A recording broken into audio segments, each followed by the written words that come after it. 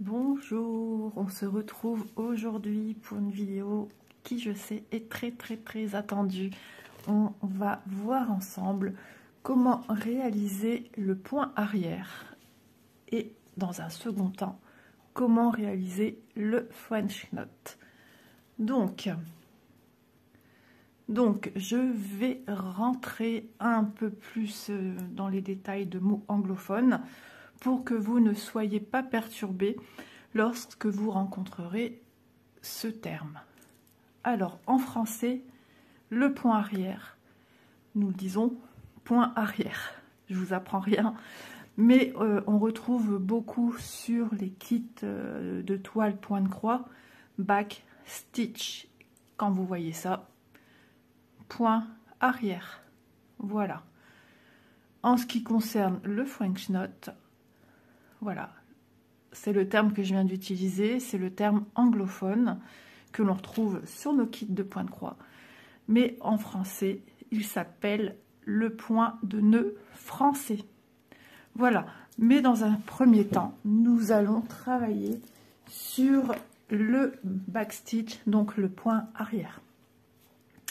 Donc j'ai ressorti mon projet sur lequel je vous montre ces deux différents points qui vont apporter de la profondeur, du volume, du relief à votre projet.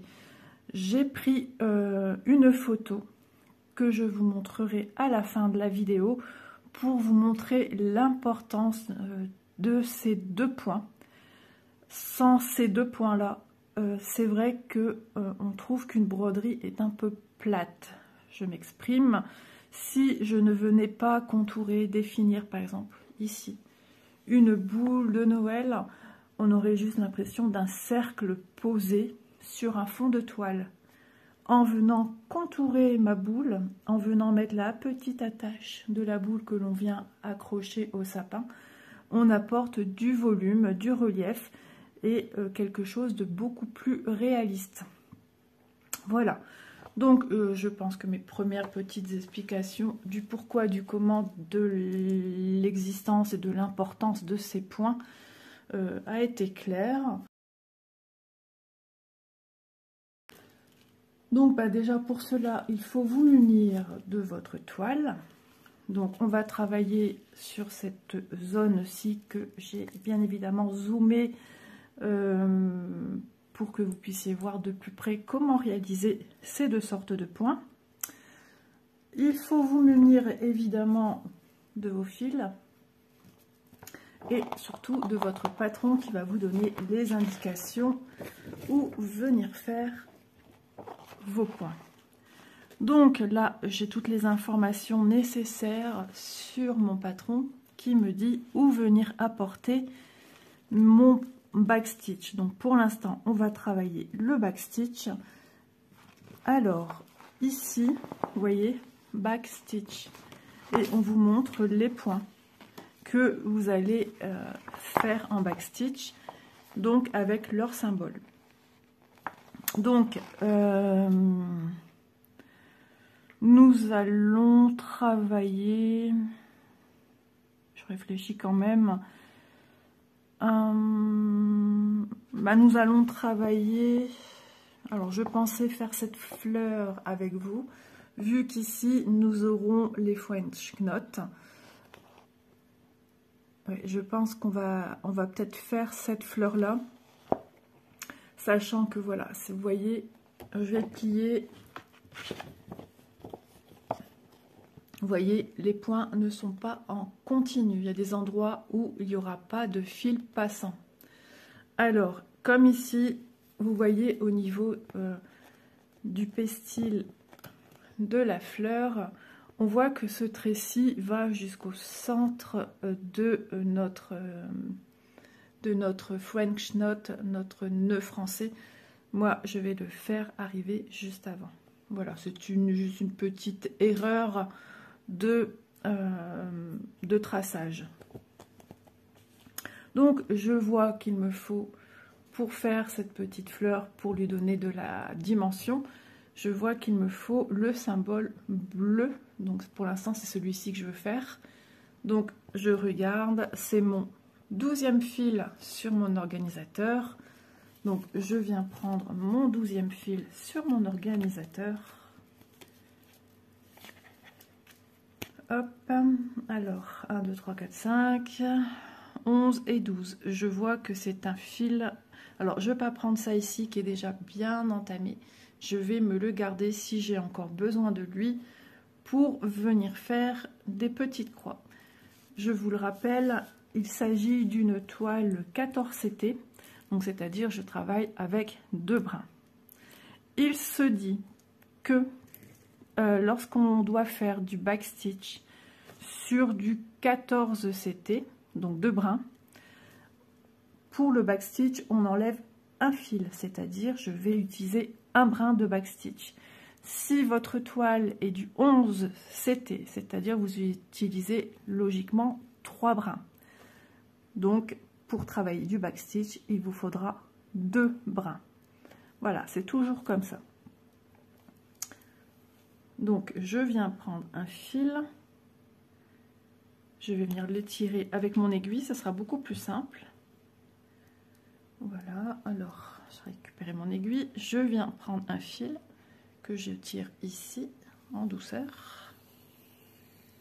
Voilà. Et je vais venir l'enfiler sur mon aiguille. Cette fois-ci, je n'ai pas besoin de boucle puisque je vais travailler que sur un fil.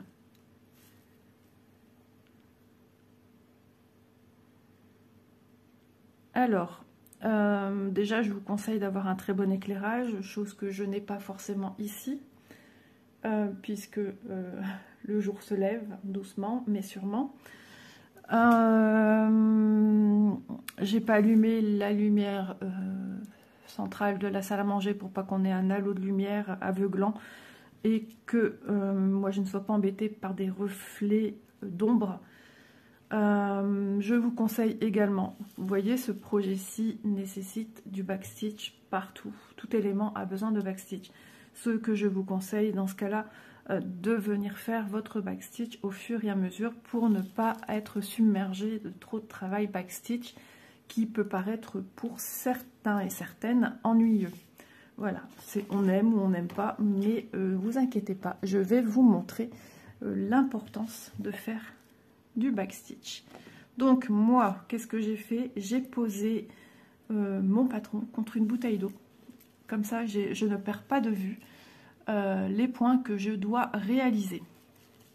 Donc on va travailler sur cette fleur-ci. Donc pour vous, il faut quand même que je vous montre le patron, pour que vous compreniez un peu la démarche à suivre. Donc là, je vois que je dois venir travailler ici. Donc je dois partir de 2 points et de biais. Hop, je vous montre de plus près. Vous voyez, là, rien d'extraordinaire. Il nous fait partir sur un carré de biais. Et ensuite, on va suivre le long d'un bord d'un pétale. Donc, le backstitch, c'est un point que l'on vient travailler d'arrière en arrière. Je vais vous le montrer ici. Donc, je vais évidemment pas sécuriser mon bout de fil pour vous montrer.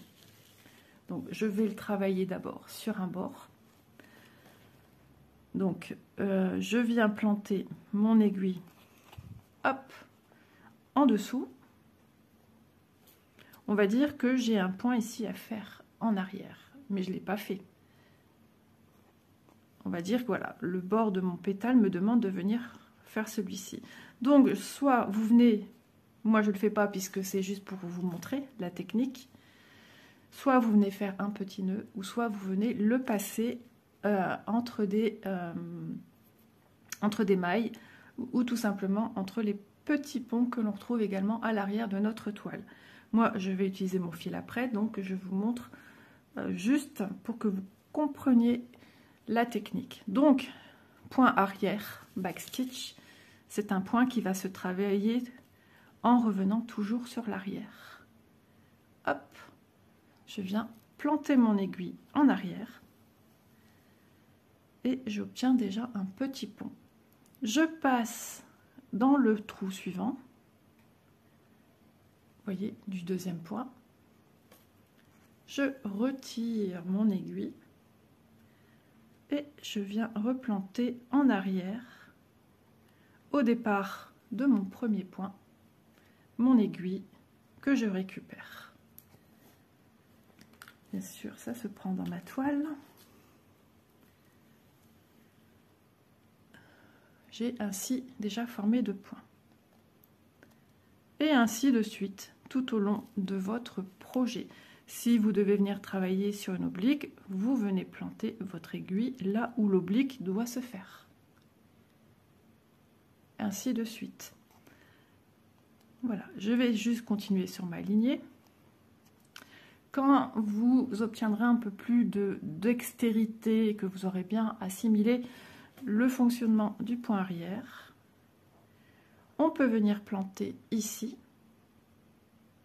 son aiguille et passer au fil juste au point juste après, comme ceci. Vous voyez? Vous avez votre fil qui se trouve au milieu de la manière dont vous avez planté votre aiguille. Donc ainsi, vous formez votre point arrière. Et ainsi, vous avez déjà le début du prochain. Et on revient planter de la même manière. Je passe un. Bien sûr, si, comme je vous le disais, si vous devez faire une ligne continue. Voilà, ainsi de suite. Maintenant, on va dire, il faut passer un point. Mon fil n'est pas en continu. Eh bien, tout simplement, je ne vais pas venir piquer dans celui-ci, mais dans celui-là, qui est juste à côté, celui-ci. Donc, je viens planter mon aiguille en arrière, puisque nous faisons du point arrière. J'insiste exprès sur les mots pour que ça puisse être enregistré, de se dire, voilà, je plante en arrière, je reviens en arrière.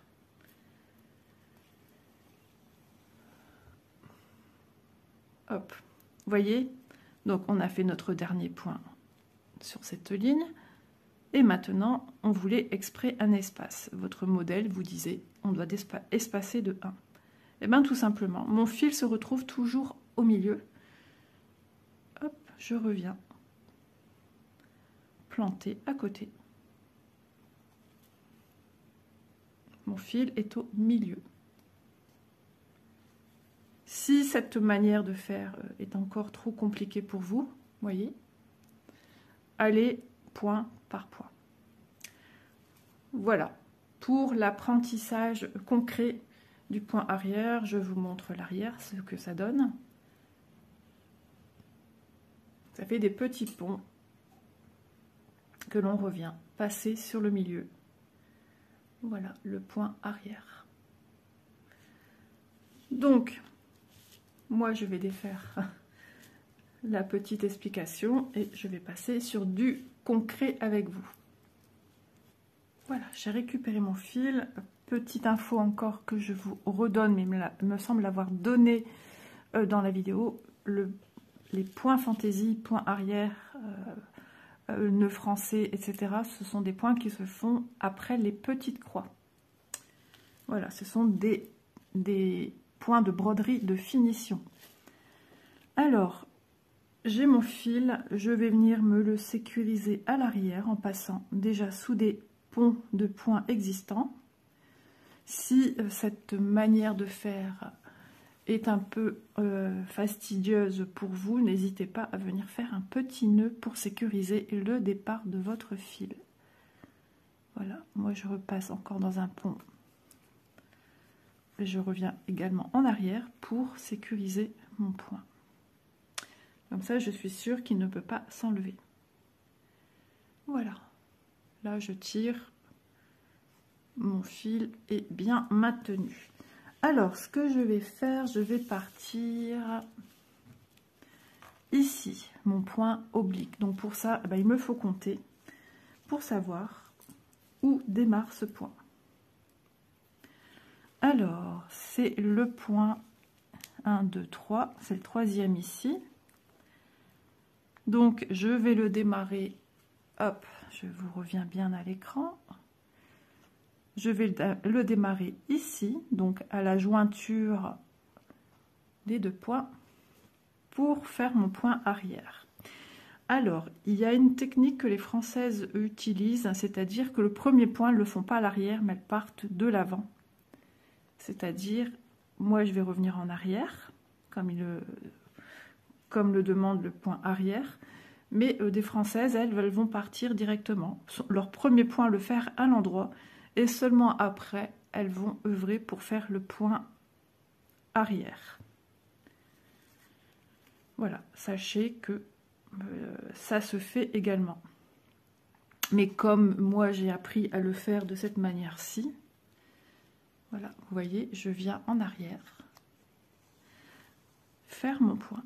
Donc, si votre fil vous paraît long, n'hésitez pas à le couper de moitié, vu que là, il ne sera pas plié en deux, donc il sera déjà un peu plus important. Au niveau de la tension, ne tirez pas trop, laissez votre fil se mettre de lui-même sur vos croix. On vient juste avec le doigt. Moi, ce que je fais, c'est que je viens juste le lisser pour être certaine qu'il ne se crée pas un petit pont, vous voyez, un espace entre, alors où suis-je? Entre mon point. Vous voyez, si ça fait ça, c'est pas bon. Il faut à tout prix que votre fil, alors je vais essayer, voilà, qu'il soit étiré et qu'il soit bien à plat. Sinon, il risquerait de s'accrocher. Ensuite, je viens faire, puisque mon patron me demande de venir poursuivre ici sur 2 points. Donc j'espace de 1 carré. Hop, et là je fais point par point, puisque on est quand même dans une petite surface. Et ça, c'est vous qui voyez, hein. Vous travaillez de la manière que vous préférez. Voilà. Je maintiens exprès pour pas qu'il fasse de nœud. Et voilà. J'hésite pas, si je ressens le besoin, de bien espacer. Hop, j'avais un poil qui se mettait en même temps. De bien espacer.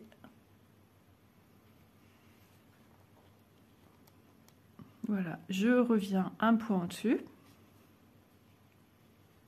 Et je viens faire mon deuxième point arrière sur le côté du pétale.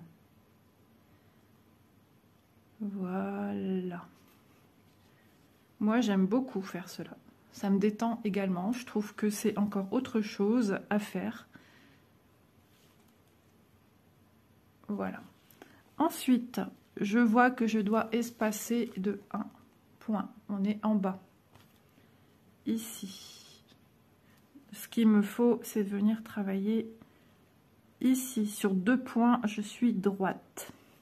Donc, eh bien, tout simplement, je vais repiquer. Alors, soit vous partez de 1 vers l'avant, toc, pour avoir une première base, ou soit tout simplement, vous revenez piquer. Hop là, entre les 2 points. Il faut bien planter au bon endroit. Alors, c'est bon, c'est bon, c'est bon. C'est parce que je ne veux pas non plus piquer dans un fil existant d'une croix. Et je viens en arrière. Mais rien ne vous empêche de venir partir droit pour ce point-ci. Faites au plus simple pour vous. Le résultat sera le même de toute façon. Voilà. Je repars encore en point arrière, puisque c'est ça que je fais.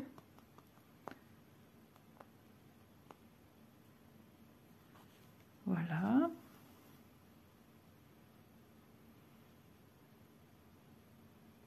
Vous voyez, même sur le bord, hein, je ne tire pas mon fil. Je le laisse se poser tranquillement. Voilà. Je ne tire pas, parce que si je tire trop, il va se fondre et on y verra. Si je le tire, on verra plus rien. Alors, je vais le tirer exprès pour que vous voyez. C'est bon, je tire. Regardez le deuxième par rapport au premier point. Donc je lui redonne. Vous voyez, du coup, si vous faites une erreur, il est difficile même de l'enlever parce que il aura été vraiment tendu. Hop, je lui redonne, hop, le petit volume et je viens le placer en douceur. Voilà, ça se fait tout seul, vous allez voir qu'il n'y a rien de compliqué. Ici, on me dit de partir en biais sans respecter les coins. Alors, tout simplement, vous voyez, j'ai deux carrés à faire comme ceci. Mais le suivant arrive au départ d'un point. Vous voyez, celui-ci au milieu des deux n'est pas dans un des trous de la toile Aïda. Eh bien, tout simplement, pour que mon point soit joli, je vais planter tout de suite ici pour venir rejoindre ici. Donc, je regarde où est mon point. C'est en dessous de celui-ci. Où êtes-vous? Voilà. Je regarde. On voit très bien que le point va venir chevaucher le carré, le troisième carré du bas. C'est normal, c'est comme ça. Donc là, je ne vais pas faire 2 points, mais je vais faire un seul point.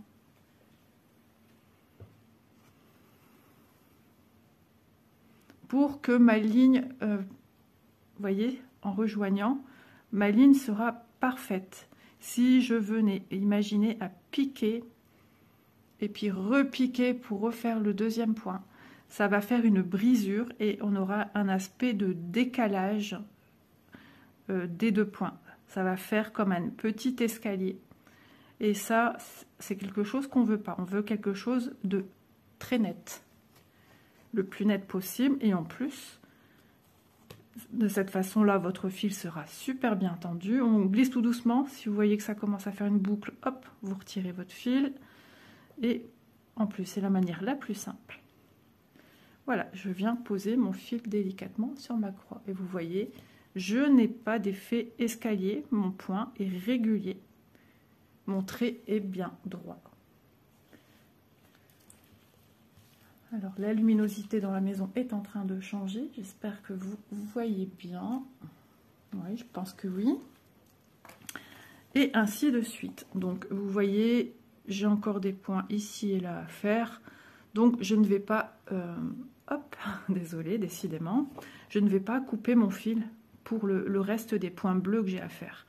Si la distance était bien plus longue, je fais comme le point de croix quand je fais mes croix. Dans ce cas-là, je viens couper, passer sous les fils à l'arrière et je reprends mon fil pour revenir travailler. Mais là, l'espace étant que de 3 petits carrés, j'ai pas besoin de venir espacer. Donc, eh ben, écoutez, moi je continue à délimiter mes pétales et je vous retrouve une fois que mes pétales sont terminés et les tiges des pistils. Voilà. Sans oublier que j'ai encore une partie, hop, ici. J'ai fini de faire le point arrière. D'ailleurs, j'ai préféré faire la totalité des points arrière que j'avais besoin de faire sur cette toile. Enfin, du moins sur ce petit motif-ci. Vous voyez, ça imite vraiment bien. Par exemple, c'est flagrant ici. Cette branche de sapin où on voit vraiment apparaître comme si qu'il y avait des épines, des branches qui sont quand même piquantes. Voilà, ça nous fait une jolie finition. Petite chose que j'ai fait aussi, j'ai différencié un petit peu les 2 nœuds pour que ça vous saute un peu plus aux yeux. Ce côté-ci, vous pouvez voir que c'est un petit peu coupé, puisque j'ai planté tous les hautans mon aiguille. Donc là, on a ce petit effet, comme vous voyez ici, à là, d'escalier. Vous voyez, il y a un petit décalage. Ici, j'ai fait exprès de piquer droit pour vous montrer un petit peu Alors, donc là, de là à là, j'ai piqué droit pour vous montrer un petit peu la différence entre ce côté-ci et ce côté-là. Voilà, c'est toujours un petit chouille de millimètre, même pas. Mais voilà, c'est pour vous montrer la différence.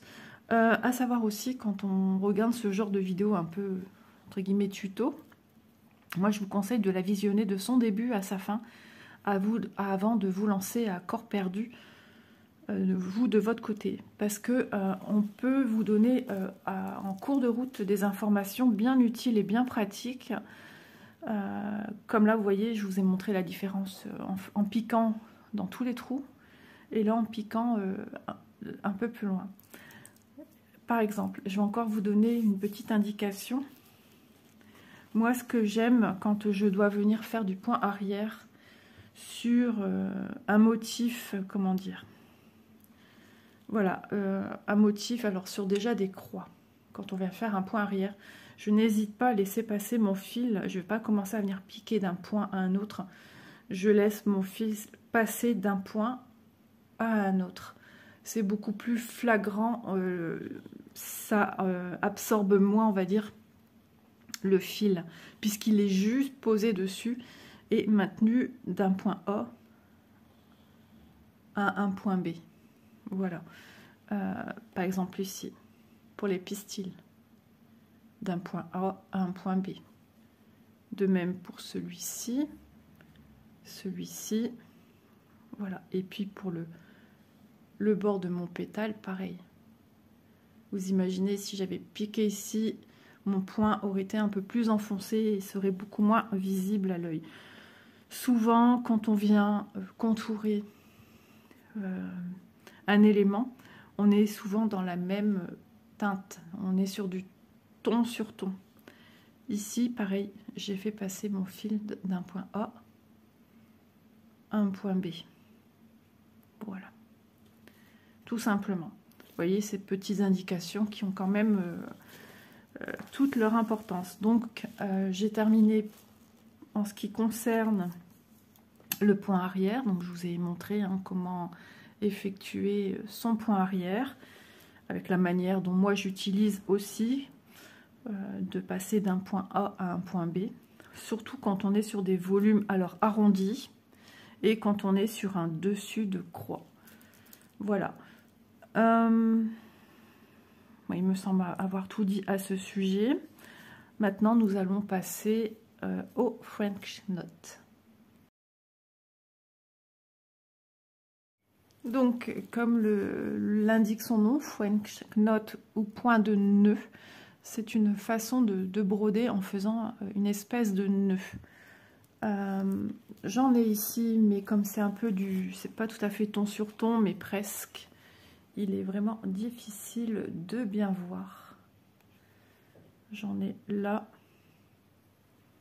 J'en ai un là, un là, un là. Même moi, l'œil nu, je les vois, mais voilà, ils sont pas aussi perceptibles que si j'avais dû broder d'une autre couleur, déjà de une.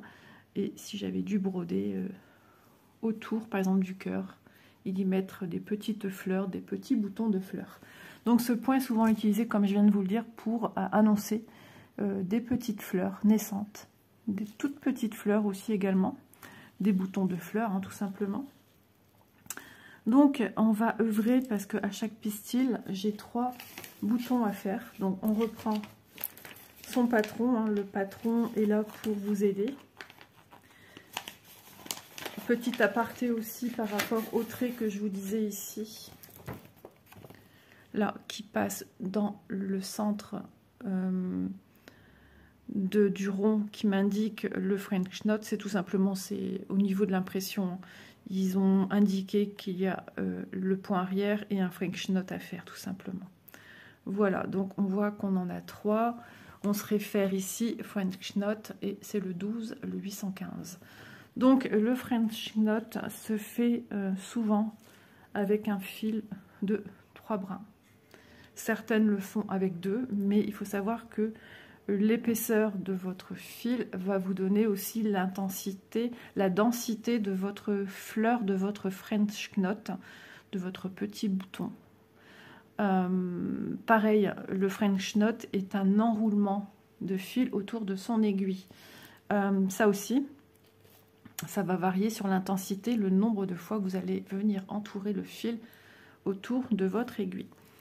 Alors, le French knot, on peut le démarrer soit en passant sous des fils déjà existants à l'arrière de votre toile, soit en passant sous des ponts à l'arrière de votre toile, ou simplement, on peut venir y faire un petit nœud.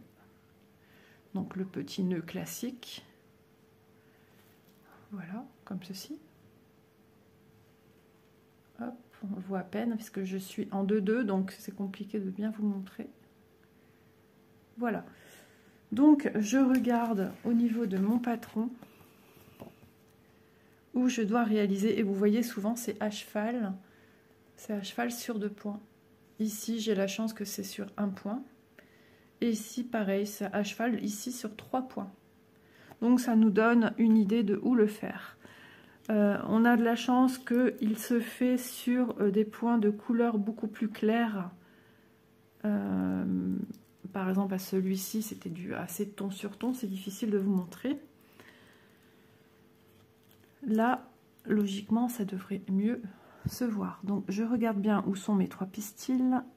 Ça c'est le démarrage de mon pétale. Non, même pas, c'est mon pistil, j'ai des bêtises. J'ai un pistil à faire ici. J'en ai un ici. Et j'en ai un autre allongé ici. Ok, à ne pas confondre avec le trait ici qui est ma séparation de pétales.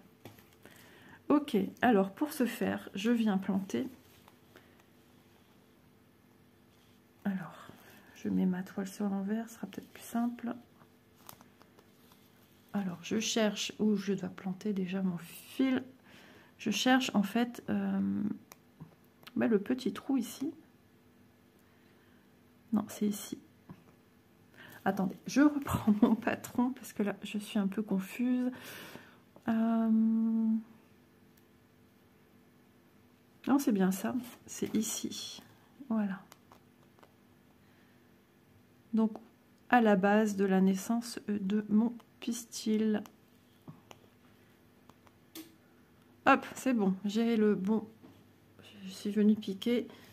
Vous savez, vous avez votre petit carré, vous avez les petits trous, vous avez ceux du haut à droite et celui de gauche. J'ai planté dans celui de gauche. Je ressors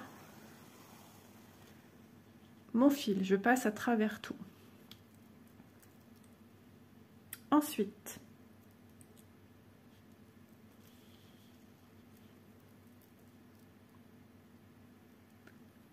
j'ai hésité à vous montrer à part, on verra s'il faut que je vous montre à part. Donc, on vient de planter l'aiguille dans un orifice d'un carré. Voilà, vous voyez en haut à droite. Alors, là, toute l'importance de se servir de ces 2 mains. Je suis droitière, donc dans ma main droite, je tiens mon aiguille avec mes 3 bras. Avec ma main gauche, je tiens le fil qui vient d'être planté. Et ensuite, avec ma main droite, regardez le mouvement que je fais. Il serait bien que j'arrive encore à vous approcher davantage. Je suis en zoom maximum, donc il est un peu compliqué de faire mieux.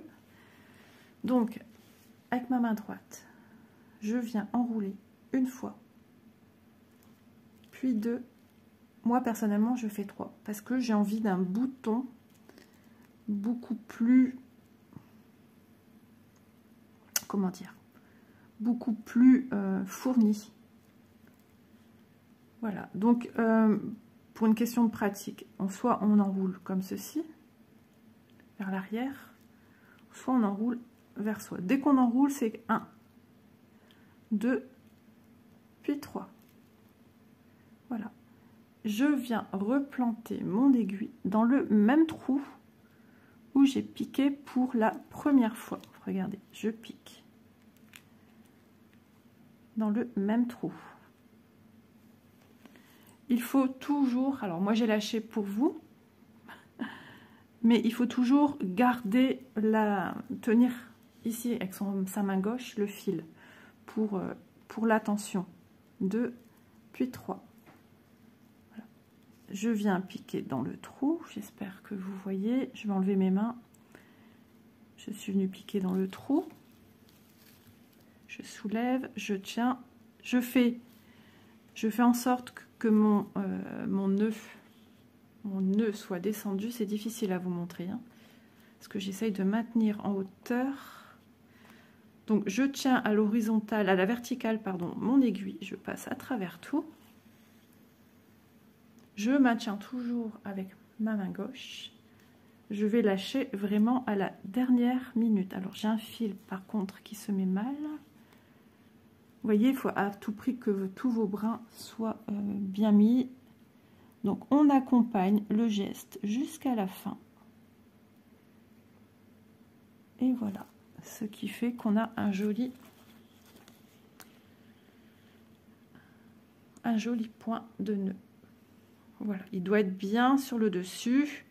Il doit être bien, vous voyez, j'ai l'arrondi. J'ai l'arrondi de part et d'autre et le point qui est venu en son centre. Si on n'a qu'un point à faire, j'ai mon téléphone qui plonge. Si on n'a qu'un point à faire, je suis désolée, je remets mon téléphone en espérant que ça ne va pas le couper.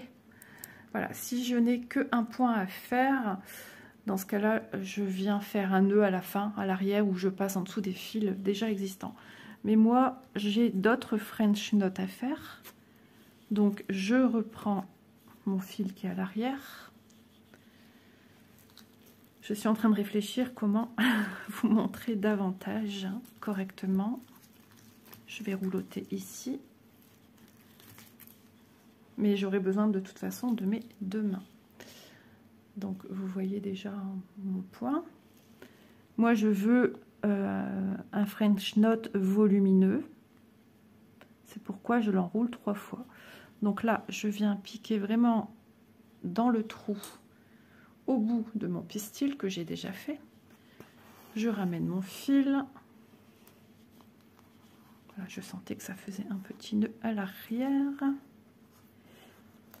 Ah voilà, les aléas du direct.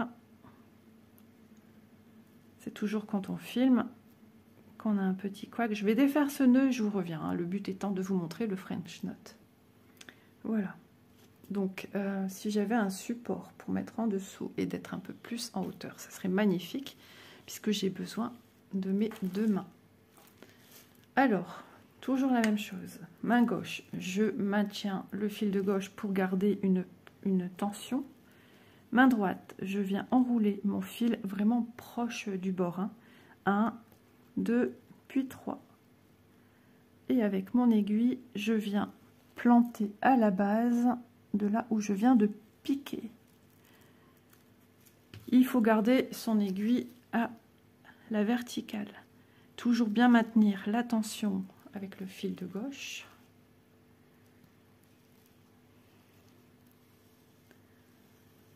Voilà, c'est ce qui va faire que vous avez un beau bouton.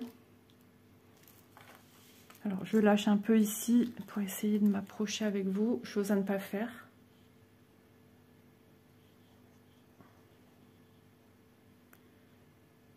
Voilà, parce que du coup, le fait de lâcher, je dénature un peu et j'ai eu, voilà, je m'en doutais, je le sentais. J'ai eu un nœud à l'arrière.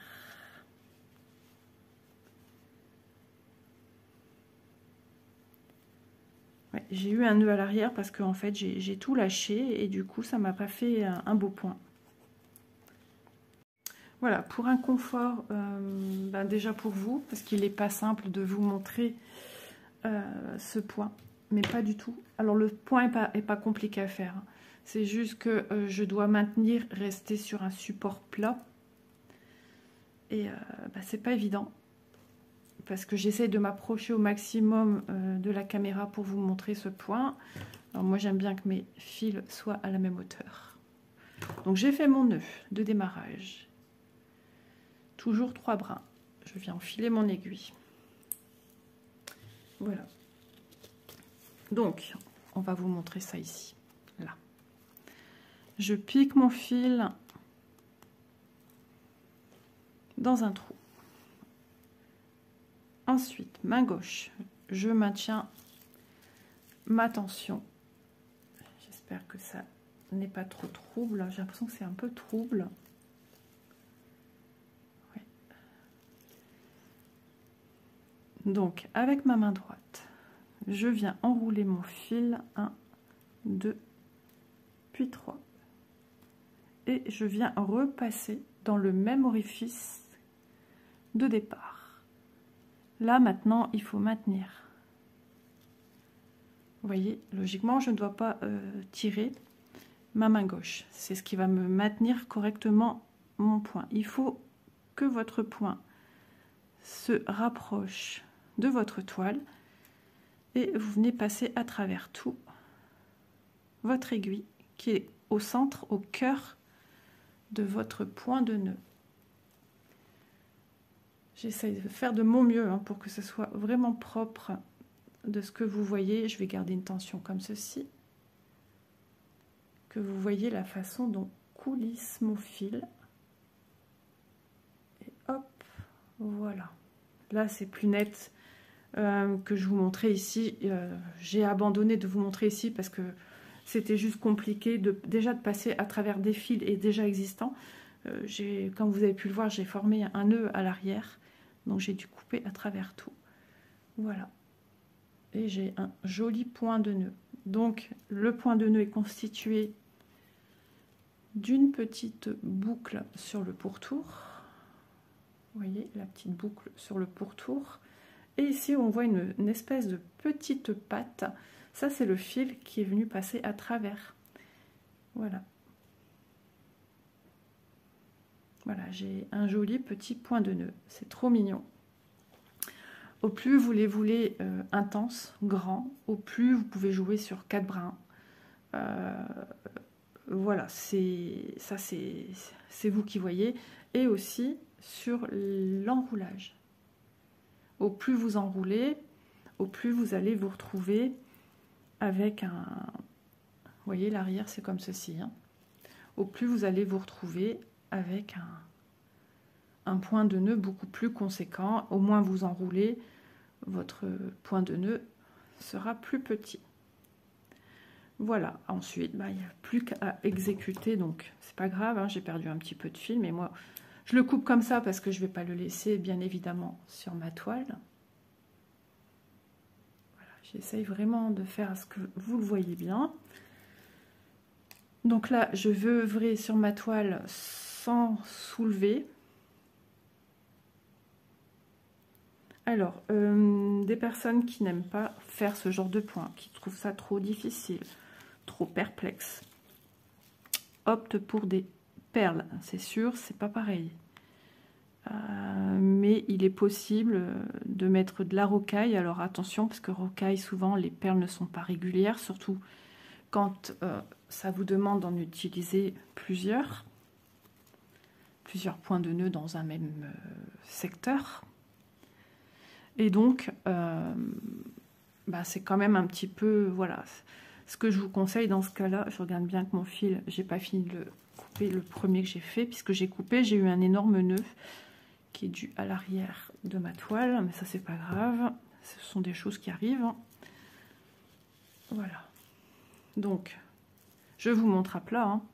Donc oui, d'opter peut-être pour des perles Miyuki. On ne serre pas, on ne serre pas comme un zinzin autour de voilà, on enroule. 1, 2, puis 3. Voilà, je repique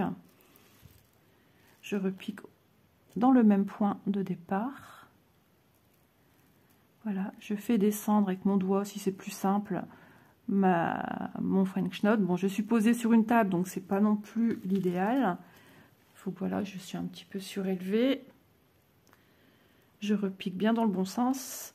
Et c'est là que j'ai eu un amas de fils qui est venu se produire à l'arrière. Voilà, et là je vois tout de suite que ma boucle de French knot est très jolie. Voilà, j'accompagne. De toute façon, alors vous voyez, on voit très mal sur quelque chose déjà existant en dessous. Voilà. J'y vais en douceur, mais le résultat est là. J'ai deux jolis French knot. Ils sont très très beaux. Donc je vais au suivant, mon dernier. Donc c'est ce que j'allais vous dire, quand on apprend à faire des nœuds aux chaussures, voilà, et ben on accompagne les lacets, et ben le French knot c'est pareil, on accompagne son fil, voilà. Hop. Donc, 1, on peut faire que la main gauche si vous préférez, 3, j'ai 3 et je viens maintenir pour replanter à son début, voilà, avec mon pouce, voilà, moi c'est ma petite technique à moi, je viens pousser vraiment l'enroulage des 3 brins qui va me faire ma petite boule, je maintiens toujours la pression avec ma main gauche, je coulisse mon fil en son centre, bien évidemment, puisqu'on a replanté comme ça.